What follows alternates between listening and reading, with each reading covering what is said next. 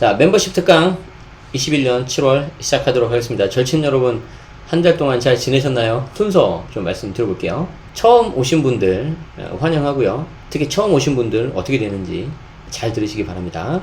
일단 저희는 9시 한 10분까지는 가볍게 좀 이야기 나누는 시간을 가졌었고요. 그리고 지금부터 한 10시 반까지는 1부, 그리고 이때 한 10분 정도 쉰 다음에 2부가 들어가는데, 1부는 부동산 절세에 관한 이야기를 많이 할 거예요. 이 다양한 사례가 여러분들이 투자를 하시는 데 있어서 굉장히 큰 도움이 되실 거고, 이거 하고 나면은 현장 질의응답 받을 건데, 그래도 시간이 너무 늦어지면 안 되니까 10시 반 정도까지만 일단 받아서 한번 끊을 거고요. 2부 순서는 제가 1인 기업을 중심으로 말씀을 드리는데, 여러분들이 요즘 대세 중에 하나인 부캐, 엔잡러 이런 경우에 수익을 받는데, 이거를 조금 법인으로 어떻게 하면 키우는지, 그거에 대해서 좀 설명을 드릴 거고, 제가 항상 추천도서 말씀드리고 있죠. 그리고 이제 끝나고 나면 제가 이제 남아서 현장 질의응답을 받습니다. 일부 실전 절친 사례 보도록 하죠.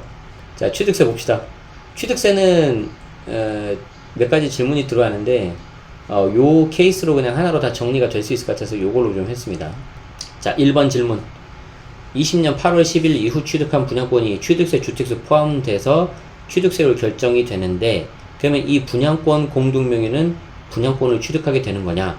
그러면 자기는 부부 공동명의를 한 분양권 때문에 세종 분양권을 올해 말에 등기하면 2주택자로 간주돼서 취득세 중과 되는 거냐?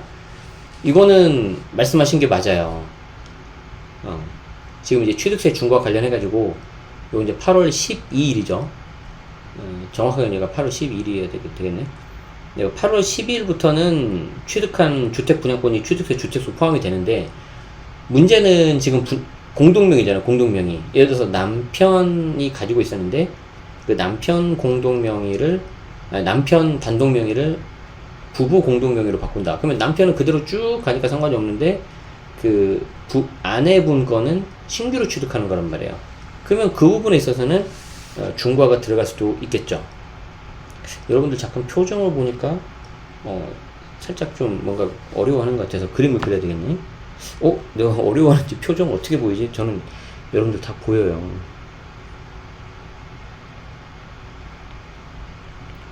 거짓말 같죠?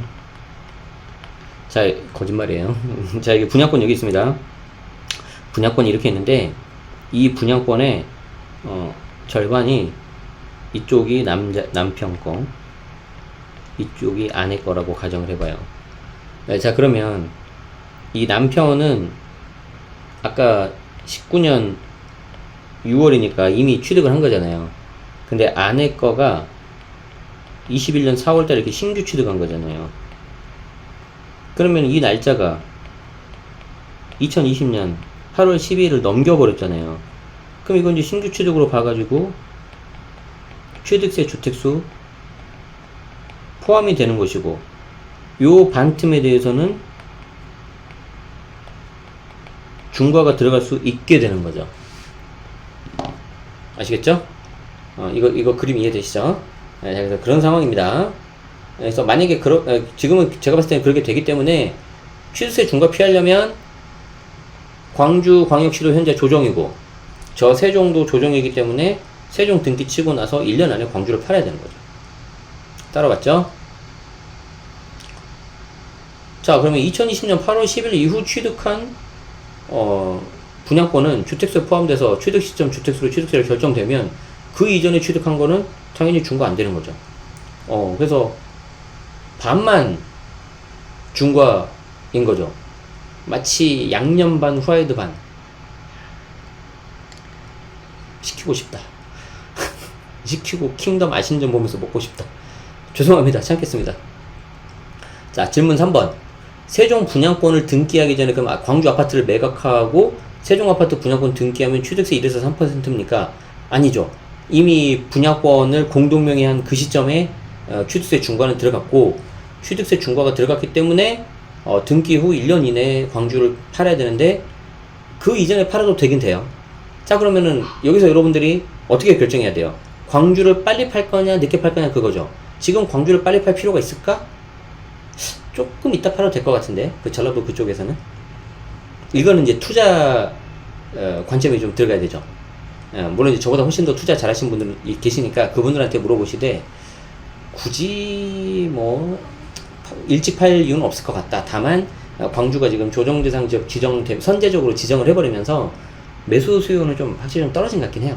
데이터를 좀 보면. 자, 질문 4번. 광주 아파트를 매각하고 세종 분양권을 등기하기 전에 또 다른 제3의 아파트를 매수하면 연말에 세종 분양권 등기할 때 취득세를 몇 퍼센트? 이미 세종 분양권은 분양권 취득 당시 그리고 분양권을 공동명의하기 한 그 당시에 결정이 났어요.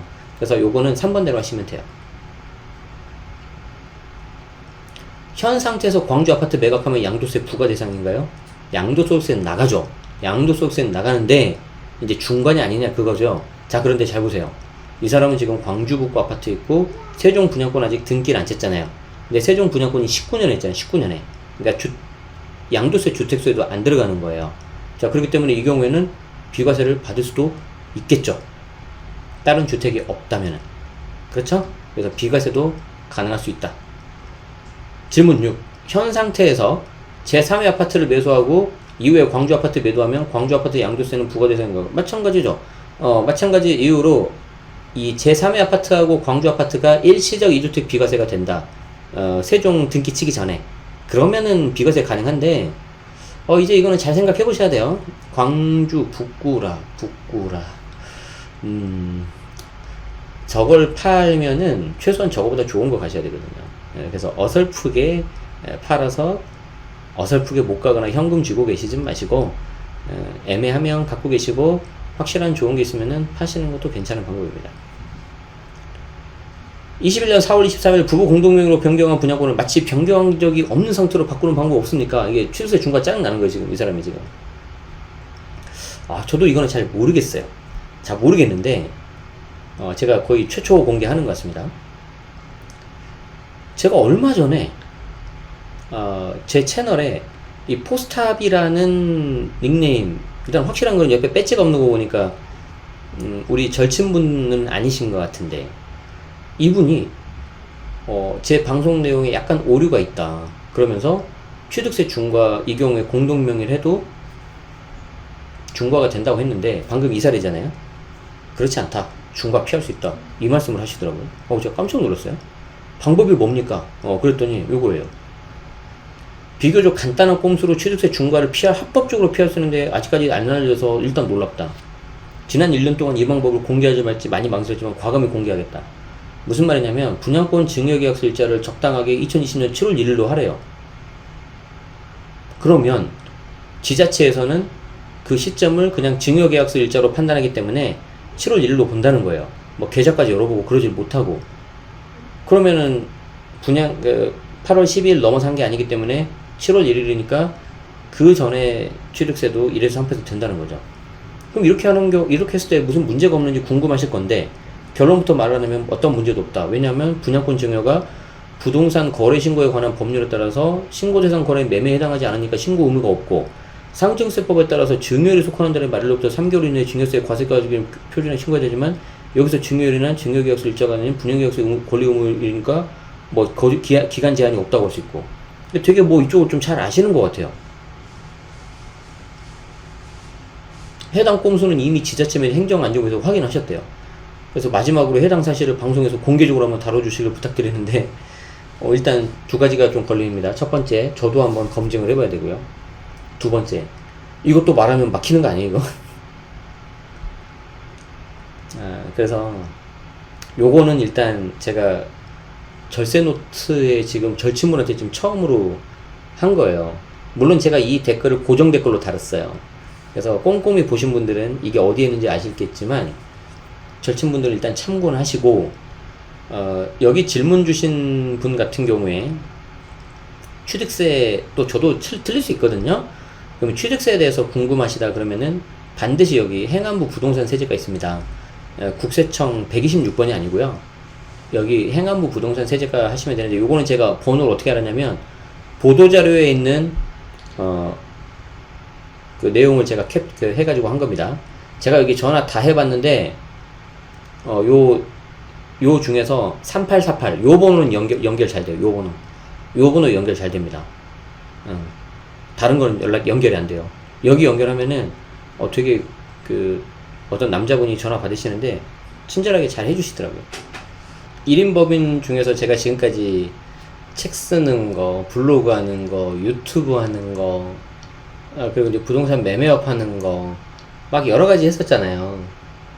근데 그거를 전부 다 이제 법인으로 한 곳으로 이제 모아가지고 하는 거를 말씀드려가지고 이제 그전에는 강론이었고 지금 이제 총론 이런 걸 할 건데, 요즘에 이제 여러분들이 좀 쉽게 할 수 있는 그런 게 이제 엔잡, 부캐 뭐 이런 거란 말이에요. 그거를 그냥 하지 마시고 좀 뭔가 법인을 좀 활용하면은 더 좋겠다 라는 게 제 개인적인 생각입니다. 근데 막연히 좀 그거를 좀 두려워하시거나 어려워하시는 케이스가 있는데 그러실 필요 없어요. 자, 그래서 요즘 대세 엔잡 부캐 좀 하고 계세요? 직장인 91.2%는 엔잡러를 꿈꾼다고 합니다. 저도 엔잡러였고요. 저도 회사 다닐 때 한 통장 5개 정도, 머니 파이프라인 5개 정도 만들고 나왔었는데, 해본 사람 입장으로서 많은 개수가 많은 것도 좋지만 무작정 늘리지 말고 큰 거 하나가 있어야 됩니다. 자, 일단 여러분들 그 왜 이런 엔잡 이런 부캐가 유행할까요? 한번 생각해 보신 적 있으시죠? 저는 이런 거가 좀 관심이 좀 많이 있고, 특히 제가 이런 거를 많이 하고 있기 때문에 이제 개인적으로 본인이 어떤 식으로 좀 변화가 되는지 좀 많이 좀 생각하는 스타일이거든요. 그런데 이게 조금 약간 그 재수없는 이야기일 수도 있는데 좀 뭔가 제가 관심을 갖고 이렇게 좀 하면은 나중에 좀 시간이 지나면 그게 다 유행이 좀 되더라고요. 그래서 저는 약간 좀 그런 부분에 있어서 제 좀 감이라고 해야 되나? 그런 걸 좀 믿는 편이에요. 다 그런 건 아닌데, 이거 좀 앞으로 되겠다 싶으면은 잘 되더라고요. 뭐 좀 주식을 그런 식으로 하면 더 좋겠는데, 제가 주식은 안 하고 있어서. 자, 어쨌든, 왜 엔잡이 유행하는지를 좀 제가 정리해보니까 그냥 생각나는 대로 써봤어요. 일단 외부 환경 변화, 경제 성장이 좀 많이 둔화됐고, 코로나 등 예측치 못한 변수가 발생했다. 여기에 비대면 활동 증가, 온라인 중심으로 수익 창출 기회가 발생한 거죠. 그래서 좀 엔잡을 많이 좀 하는 것 같고, 이거 말하면서 보니까 이 외부 환경 변화 중에서 특히 플랫폼들이 엄청나게 많이 생기고 있거든요. 그것도 한몫했죠. 그럼 이제 인식 변화. 예전에는 파트타임이에요, 뭐 프리랜서래요, 그러면 좀 뭔가 좀 이렇게 봤는데, 요즘에는 MZ 세대들이, 특히 젊은 세대들이 오히려 이런 걸 더 선호해요. 자기 시간 관리, 자기가 더 하는 거 좋아하고, 그냥 나는 적게 벌고 대신 나는 시간을 더 많이 가질래. 그런 식으로 생각하는 그 인식이 많이 바뀌는 것 같아요. 근데 저도 약간 그런 생각을 많이 했었거든요. 저는 제일 중요한 게 시간이라고 생각을 해요. 그래서 돈을 좀 덜 벌어도 내 시간을 확보하는 게 정말 중요하다. 여담인데, 제가 이번 주에 계속 야근을 했어요. 보통 밤 11시 정도 되면 일찍 자고 그러는데, 이번에는 계속 야근해가지고 항상 12시 넘겨서 잤는데, 에어컨 나오는 저 방에서 옆에 조그만 책상이 있어요. 그래서 저는 이렇게 스탠드 하나 켜고 야근하고, 옆에 이제 와이프하고 애는 자고 있고, 그런데 그거를 어제 이제 밤에 절세 노트 다 올려드리고, 오늘 오전까지 원래 하려고 했었는데, 오전에 좀 시간이 났잖아요. 그래서 오늘 저희 애 데리고 가가지고 되게 재밌는 곳에서 아무도 잘 없는 커피숍 같은 데 가가지고 재밌게 잘 놀았어요. 나중에 기회 되면 그런 것도 좀 제가 커뮤니티에 사진 올려놓을게요. 그리고 특히 정규직에 얽매이는 것보다 자유롭게 시간 활용하는 걸 선호해가지고 특히 유행한 게 파이어족이죠. 영어로 파이어, 그 불이 아니고 FIR인데, F financially, I independently 맞나요? 그리고 R retired early. 그러니까 재정적으로 독립을 해서 빨리 은퇴한다. 적게 벌어도 된다. 그래서 40대 초반에 은퇴하는 거를 목표로 삼는다고 해요. 저도 42살에 저는 3살에 그만두고요. 자, 그리고 이제 기타로 불안한 현실 속에서 수익 증대 희망. 너무 불안하잖아요. 돈을 좀 벌어야 되겠는데, 돈 들어오는 구멍이 하나니까 좀 불안해가지고 뭐라도 좀 해보는 거죠. 근데 최근에는 다양한 경험을 통해서 내가 어렸을 때 못 해봤던 거에 대한 자아 실현을 좀 해보고 싶다, 이런 것들이 좀 많아지는 것 같아요. 그래서 제가 말하고 싶은 이 주제는, 2부의 주제는 사실 이거. 다양한 경험을 통해서 자아 실현을 추구하는 거, 이거예요. 가장 처음에 강의는 10,000원의 행복이라고 해가지고, 아프리카 TV 알아요? 아프리카 TV 라이브를 램군님이라고 계시는데 아마 검색하면 나올 거예요. 이분하고 같이 했었어요. 이분 집에 가가지고 지금도 기억이 나요. 그 순간이. 그게 이제 처음 강의였어요. 그래서 이때 제가 했었던 수익이 한 몇십만원 정도 됐었던 것 같아요. 다행히 좀 많이 와주셔가지고. 일단 도전하는 게 중요한데, 주변에 좀 여러분들을 도와주시는 분이 있는 게 되게 커요. 그런 면에서 이제 저는 좀 많이 운이 좋았다고 생각을 하고 있고, 처음에는 이 조력자가 뭔가 자리를 마련해 줄 수가 있습니다.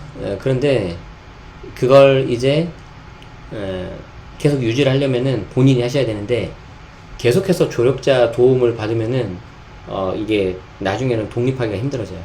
저는 곧바로 독립을 했어요. 블로그 특강을 시작을 했고요. 물론 이제 조금 도움은 받긴 받았어요. 근데 이게 되더라고요.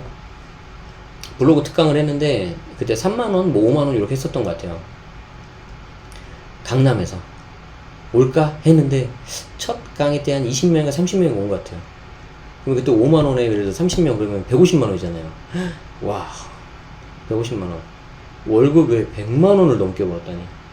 진짜 끝내줬죠, 그 당시에. 그랬는데 운 좋게 닥터 아파트에서 그 당시에 이제 좀 세금 강의한 사람이 좀 많이 없는데 좀 뉴페이스를 찾고 있었는데, 당신 좀 신기하다, 여기서 한번 해보자. 그래가지고 또 거기서 하니까 또 이게 돈이 되는 거죠. 그런데 이제 그 다음에는 뭐 어떻게 되냐면은 자기만의 플랫폼에서 하다가 나중에는 처음에는 이게 작잖아요, 자기만의 플랫폼이. 이거를 많이 알리는 게 필요해요. 그래서 외형 확장을 좀 해야 돼요. 그러니까 저는 강의를 예를 들지만 여러분들은 뭐를 이렇게 할지 고민을 하셔야 됩니다, 지금 들으면서. 그리고 결국에는 다 마지막에는 법인으로 가져오는 거예요. 그리고 여기에서 이제 책을 출간했어요. 강의를 하실 거면 꼭 책 출간을 하셔야 되고요. 내가 사업을 하신다 그래도 그 사업을 바탕으로 해서 책을 쓸 수도 있어요. 그리고 책을 씀으로 인해서 내 사업을 가지고 홍보를 할 수가 있는 거죠. 인세 돈 들어오는 것 자체는 얼마 안 돼요. 해봤자 보통 8%, 10%니까 책값에. 자, 이렇게 여기까지 가셨다면 거의 다 간 거예요. 그 다음부터는 뭔 줄 알아요? 그냥 버티는 거예요. 버티는 거예요. 그리고 여기 버티는 거에서 필요한 게 마케팅 방법인데, 마케팅은 포피인데 제가 또 경영 출신이니까 좀 말씀 드려보도록 하죠.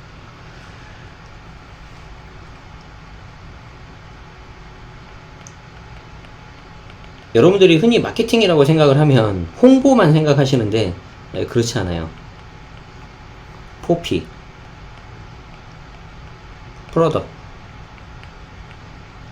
프라이스,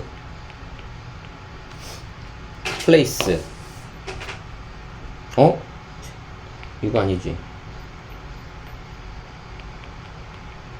프로모션. 이거 맞나? 하도 오랜만에 하니까 좀 헷갈리네. 이거를 믹스를 해야 돼요, 이렇게. 내가 갖고 있는 상품이 어떻게 할 거냐, 가격은 어떻게 책정할 거냐, 이거 어떻게 홍보할 거냐. 요 중에 하나가 홍보예요. 그리고 프로포지션, 타겟을 누구로 할 거냐, 이거예요. 예를 들어서 고가 자산가들인데 여기에 맞는 홍보 정책이 있어야 될 거예요? 아니에요. 근데 이 홍보 전략이 되게 약간 저렴하게 나와버리면 안 되죠. 이걸 전부 다 믹스를 잘 해야 되는 거예요, 이게. 아시겠죠? 그래서 제가 이번에 그 클래스 101하고 같이 작업을 하는데 확실히 마케팅 그쪽을 잘하더라고요. 그래서 같이 하길 잘했다. 그래서 좀 많이 배우고 있어요. 그래서 이제 그 작업에서 어떻게 버티면서 매출을 계속 상향시킬 거냐. 그리고 이 매출 상향을 할 때, 어떻게 하면 내 시간과 노동력은 점점 줄일 거냐가 핵심이에요. 요건 아예 별도 나중에 챕터로 말씀드릴게요. 자, 이렇게 하고 나서 내가 뭐 강의를 하든, 책을 팔든, 물건을 팔든, 다른 손재주를 가지고 뭘 하든, 꾸준하게 뭔가 평균적으로 월 100이 더 들어오잖아요. 그럼 이때는 결단의 순간이 온 거죠. 자, 이제 내가 회사를 나갈 거냐, 아니면 지금처럼 그냥 적당하게 할 거냐. 이때는 한번 승부를 던질 필요가 있습니다. 자, 여기까지 7월 멤버십 특강 했고요. 어떠셨습니까? 도움 되셨습니까? 도움 되셨으면은 주변에도 많이 소개해 주시고, 소개도 해주시고, 후기도 남겨주시면 더더구나 너무나도 감사하겠습니다. 아시겠죠? 네. 자, 그러면 이렇게 멤버십 특강 7월달 마치고요. 다음에 또 뵙도록 하겠습니다. 여러분 정말 수고 많으셨습니다.